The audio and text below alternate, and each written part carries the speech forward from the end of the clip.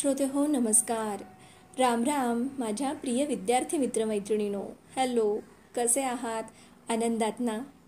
आपल्या सर्वांना हे माहीत आहे की शिक्षणशास्त्रात अनुकरणातून शिक्षण हा एक शिक्षणाच्या सुरुवातीचा टप्पा मानला गेला आहे. छोटं बाळ, लेकरू, लहान मूल हे पाहून, ऐकून आणि अनुकरणातून शिकायला सुरुवात करते असे म्हटले जाते आणि ते अगदी खरे आहे. अनुकरण हे दोन गोष्टींचे होताना आपण बघतो. चांगल्या आदर्शांचे अनुकरण आणि नको असलेले वाईट आदर्श त्यांचेही अनुकरण घडताना आपण समाजात पाहतो. स्वयंविकास करीत असताना आपण नेमके कोणत्या आदर्शांचे अनुकरण करणे आवश्यक आहे हे मात्र विद्यार्थी दशेतच जर विद्यार्थ्यांना समजले तर ते योग्य मार्गक्रमण करू शकतात. Doctor R.A. कुंभार यांनी लिहिलेले पुस्तक संवाद विद्यार्थी मित्रांशी यातील आज आपण ऐकणार आहोत दिवस 20वा आदर्शांचेच अनुकरण करा. आपल्यासाठी सादर करीत आहे आपली अर्चनाताई. चला तर मग ऐकूयात. दिवस 20वा आदर्शांचेच अनुकरण करा.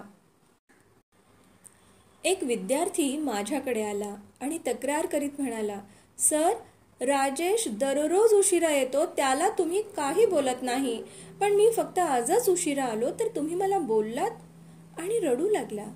मी म्हणालो, ठीक आहे, आता तुलाही बोलत नाही, तूही उशिरा ये. सरांनी त्याला उलटं घेतलं.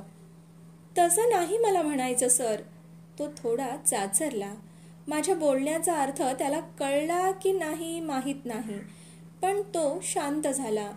मग सर्वांना उद्देशून सर म्हणाले, मी त्याला जे बोललो त्यावरून तुमच्या काही लक्षात येत आहे का? एकमेकांशी चर्चा करून सांगा. मुले चर्चा करू लागली. सर निरीक्षण करीत होते. 5-6 मिनिटं गेली. सर, तुम्ही सगळ्यांना समान न्याय दिला पाहिजे. राधिका म्हणाली. सर, तक्रार करणाऱ्या विद्यार्थ्याचे बरोबर आहे. महेश म्हणाला. यावर सुधीर म्हणाला, सर, तुम्ही राजेशला शाळेतून काढून टाकले पाहिजे. सरांनी सगळं शांतपणे ऐकलं. वर्ग शांत होऊ दिला आणि विचारले, ज्या विद्यार्थ्याने माझ्याकडे तक्रार केली त्याने वेळेवर शाळेत यावे की उशिरा शाळेत यावे असे तुम्हाला वाटते? दोघा तिघांनी एकदम सांगितले, वेळेवरच यायला पाहिजे. हो, वेळेवरच यायला पाहिजे सर. वेळेवर येण्यासाठी त्यांच्या समोर वेळेवर येणाऱ्यांचाच आदर्श पाहिजे की उशिरा येणाऱ्यांचा? सरांच्या या गुगली प्रश्नाने मुले थोडी गोंधळली. आदर्श वेळेवर येणाऱ्यांचाच पाहिजे म्हणा, सुधीर गुणगुणला. सरांना हसू आले. मग ते शांतपणे म्हणाले, अरे, तुम्ही चुका करणाऱ्यांचीच उदाहरणे सांगून आपल्या चुकीचे समर्थन करीत आहात. आणि तुम्ही असे करू लागला तर तुमच्या चुकात भरच पडणार आहे. तो उशिरा येतो, मग मी आलो म्हणून कुठे बिघडले? तो अभ्यास करत नाही, मग मी कशाला करू? तो नापास झाला, मग मी नापास झालो म्हणून काय झाले? असे म्हणून चालेल काय? थोडे थांबून सरांनी वर्गावरून एकदा नजर फिरवली आणि सर म्हणाले, मुलांनो, आदर्श सुद्धा पारखून घ्यावे लागतात. आपला आदर्श कोण असावा याचा गंभीरपणे विचार करावा. एक प्रसंग सांगतो. एका ठिकाणी मंदिराचे बांधकाम चाललेले होते. मंदिर दगडी असल्यामुळे बरेच पाथरवट दगड फोडण्यासाठी कामास लावले होते. एका गृहस्थाने त्यातील एकाला विचारले, तू काय करतोयस? दुसरे काय करणार? रोजगार कमवतोय, तो उत्तरला. दुसऱ्याला पुढे जाऊन तोच प्रश्न त्यांनी विचारला तर तो म्हणाला, दिसत नाही का दगड फोडतोय ते? पुढे जाऊन तिसऱ्याला विचारल्यावर त्या पाथरवटाचे उत्तर होते, मी मंदिर उभा करतो आहे, पहा. आणि या मंदिर उभारण्यामध्ये माझा थोडा खारीचा का होईना वाटा आहे, याचे मला समाधान आहे. पहा बरं, तिघांचे काम एकच होते, परंतु दृष्टिकोनात केवढा फरक. मुलांनो, हा तिसरा पाथरवट आपला आदर्श हवा. मुले शांतपणे ऐकत होती. मग सरांनी त्यांना डॉक्टर रघुनाथ माशेलकरांचा किस्सा सांगितला. एका विद्यार्थ्याने डॉक्टर माशेलकरांना एक कठीण प्रश्न विचारला.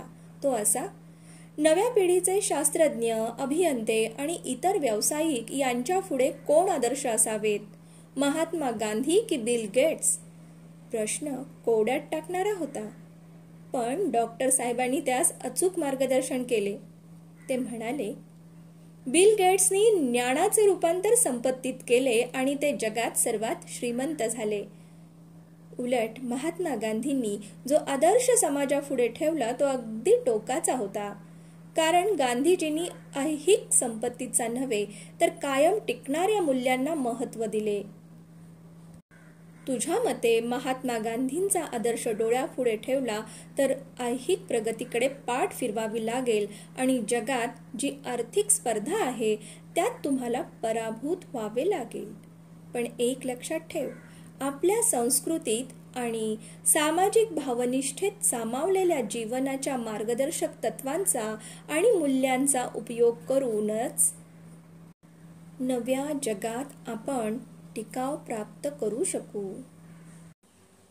बिल गेट्स ऐहिकदृष्ट्या यशस्वी झाले असतील, पण त्यांचे यश कोणतीही किंमत देऊन यशस्वी व्हायचे या तत्वावर आधारलेले होते. अशी संपत्ती टिकून राहू शकत नाही. तेव्हा माझ्या मतानुसार नव्या पिढीतील शास्त्रज्ञ, तंत्रज्ञ आणि व्यावसायिक यांनी महात्मा गांधीजी यांचाच आदर्श मानला पाहिजे. त्यायोगेच बिल गेट्स यांच्याप्रमाणे यश मिळेल आणि ते टिकूनही राहील. म्हणजे आदर्श ठरवताना विचार केला पाहिजे की नाही, उगाच कोणताही आदर्श म्हणून चालेल काय? असे कसे म्हणून चालेल? सुचिता म्हणाली. तुम्हाला पुढे जायचे असेल तर तुम्हाला विचार करावा लागेल आणि प्रत्येक सद्गुणात तुमच्यापेक्षा सरस असणाऱ्यांचाच आदर्श नको का घ्यायला? पण संजयने मात्र एक अफलातून मुद्दा मांडला. कसे काय त्याला सुचले कोणास ठाऊक, पण मुद्दा बिनतोड होता. कुठेतरी त्याने ते ऐकले असेल. तो म्हणाला, सर, असं म्हणतात की आपल्या मागच्यांकडे पाहावे म्हणजे आपणाला जास्त दुःख होत नाही. संतांनी म्हटले आहेच की, ठेविले अनंते तैसेची राहावे, चित्ती असू द्यावे समाधान. सरांना त्याचे बोलणे ऐकून त्याचे कौतुक करावे लागले.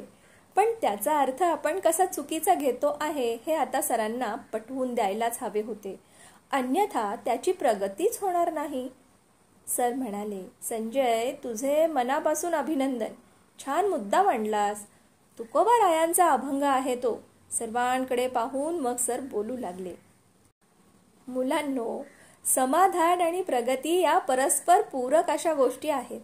प्रगतीमध्ये यश आणि अपयश दोन्हीही अंतर्भूत असतात. सारखेच जिंकत राहिलो तर जगण्यात मजाही वाटत नाही. कधीतरी अपयशाचा, अडथळ्यांचा सामनाही करावा लागला पाहिजे आणि तोही प्रसन्न मनाने, मजल दरमजल करीत पुढे जावे. काही काळ थांबावेही लागते. ज्ञानेश्वर तुकाराम यांना काय कमी अडथळे आले, पण त्यांनी आपल्या चित्ताची प्रसन्नता कधी ढळू दिली नाही. स्वातंत्र्यवीर सावरकरांनी जवळजवळ निम्मे आयुष्य अंदमानातील सेल्युलर जेलमध्ये काढले.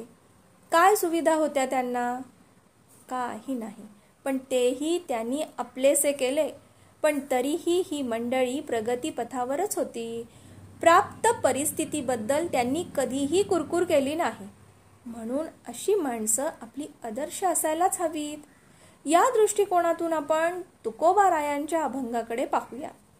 पण चुकीने आपण त्याचा संबंध प्रगतीशी जोडतो आणि आता प्रगती करण्यात काही अर्थ नाही, मागच्याकडे पाहावे आणि चित्ती असू द्यावे समाधान म्हणून स्वस्थ बसावे असा त्याचा अर्थ घेतात का? आपल्या प्रगतीसाठी आपणास पुढच्याकडेच पाहावे लागेल.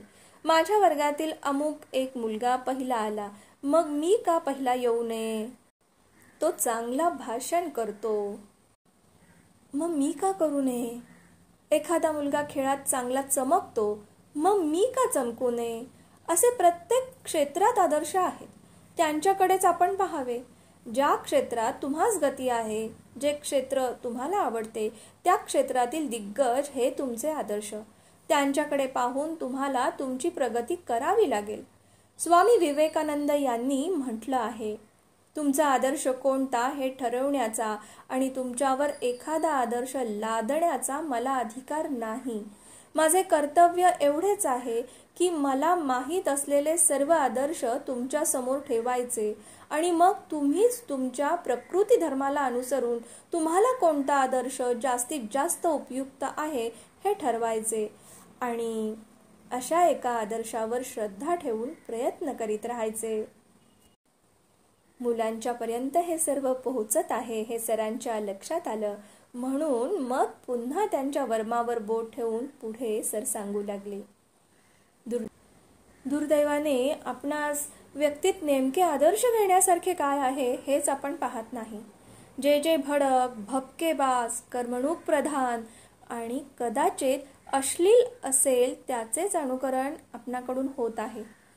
पाश्चात्यांचा पोशाख, फास्ट फूड, अश्लील चित्रपट, भडक जाहिराती आपणास आवडू लागल्या आहेत आणि नकळत आपणही तसेच व्हावे किंवा वागावे असे वाटू लागते.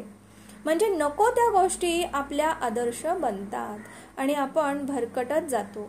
इंग्रजांचे धाडस, चिकाटी, स्वावलंबी वृत्ती, अभ्यास, नियमानुसार वागणे, गरजेपुरते बोलणे याचा आपण कधी विचारच करत नाही. संस्कृतीच्या नावाखाली आपण त्यांना भोगवादी म्हणून हेटाळतो, परंतु वस्तुस्थिती तशी नाही. खरे भोगवादी आपण बनलो आहोत. याचे कारण नको त्या गोष्टी आपणास आदर्शवत वाटतात. आपल्या देशातील महान व्यक्तीतील आदर्शही आपण ओळखू शकलेलो नाही. महात्मा गांधी, कर्मवीर भाऊराव पाटील, संत गाडगेबाबा, इंदिरा गांधी, मेधा पाटकर, सिंधुताई सपकाळ, प्रकाश आमटे यांच्या साध्या पोशाखाचे आपणास कधी आकर्षण वाटले नाही. त्यांचा साधा आहार कधी आपणास भावला नाही. मग विचार तर लांबच राहिले. 31 डिसेंबर आणि 1 जानेवारी हॅप्पी न्यू इयर म्हणून आपला जेवढा उत्साह असतो तेवढा महात्म्यांच्या जयंती पुण्यतिथीला नसतो. मग सांगा, नेमके तुमचे आदर्श कोणते? वर्गात सर्वत्र शांतता पसरली. शांतता. हळूच श्वेताने आपले म्हणणे मांडले. सर, सगळीकडे तेच तर दिसतं आहे. शाळा, कॉलेज, टीव्ही इतकेच काय, पण गावात, शहरात, चौकात चौकातून जे बोर्ड लावतात त्यावरही असे काहीतरी भडक असते. माफ करा, पण पण काही सर, म्हणजे काही सर मॅडम सुद्धा असेच भडक वागतात. यावर मुले हसली, पण बुमरॅग शिक्षकी पेशावरच उलटले होते. सर थोडे स्वतःला सावरून बोलू लागले. श्वेता, तुझ्या म्हणण्याशी मी अगदी 100% सहमत आहे.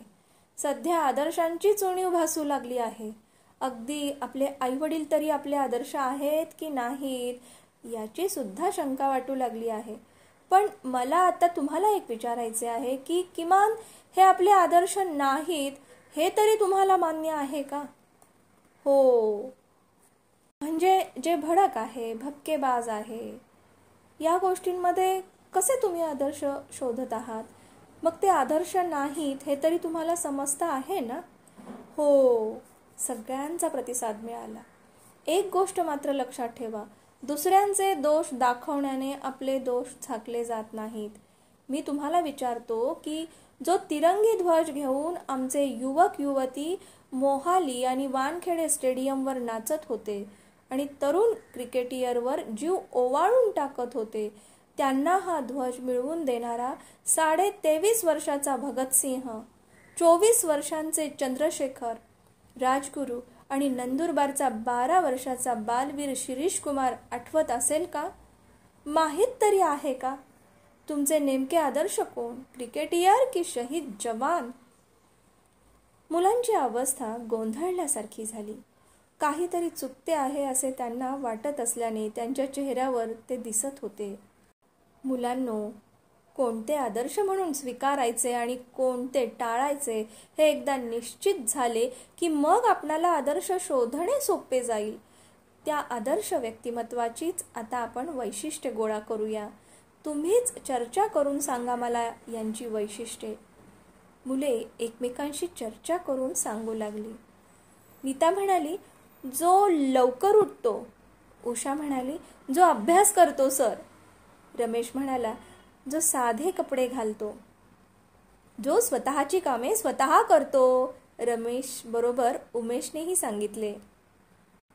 सुधीरने पुढे सांगितले, जो टीव्ही पाहत नाही.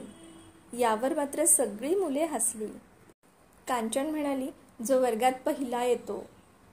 मुले बोलायची थांबली.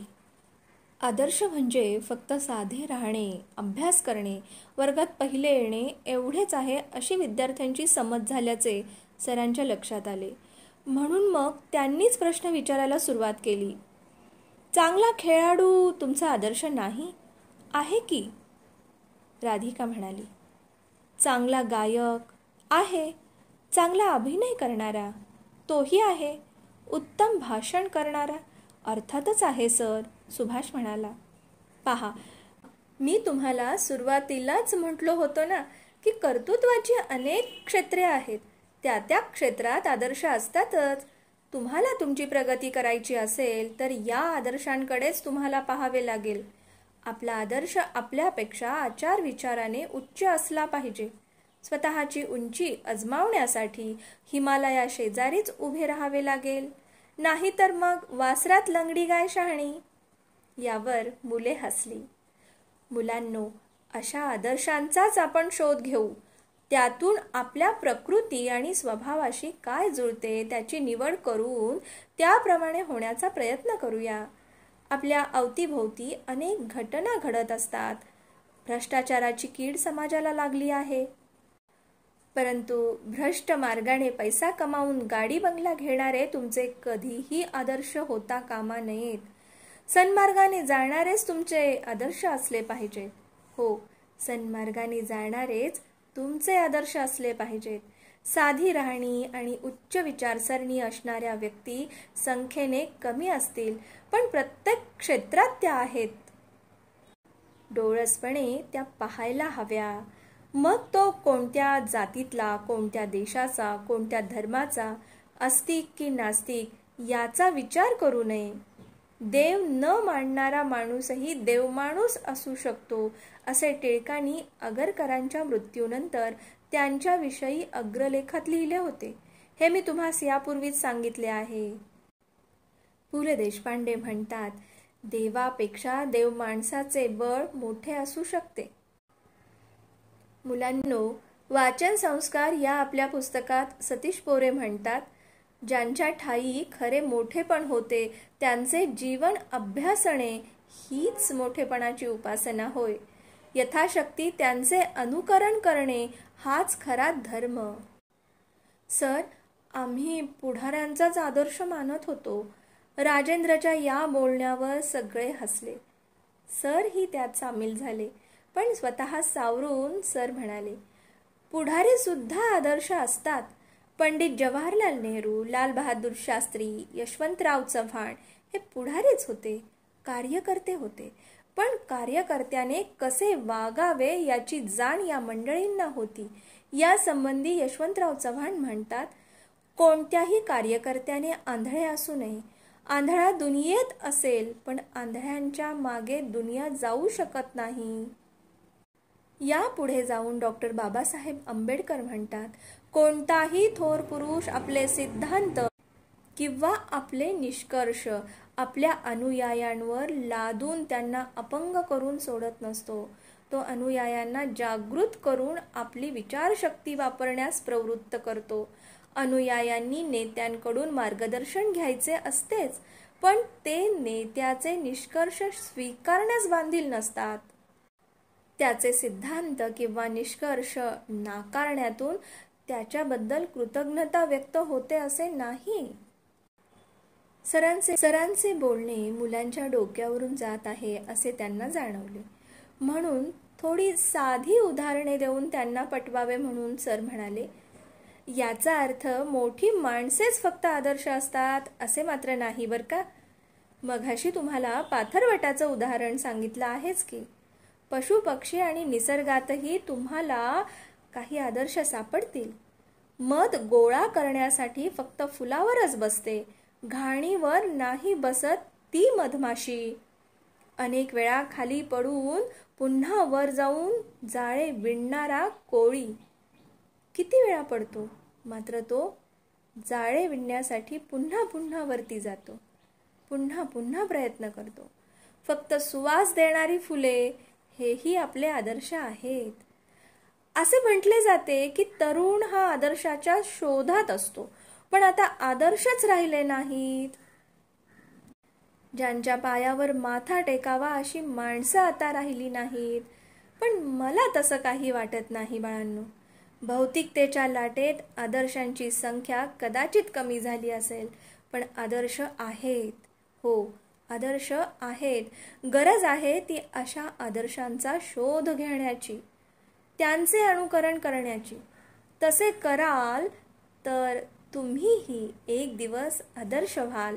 या आदर्शाचा आणखी महत्त्वाचा पैलू म्हणजे दातृत्व.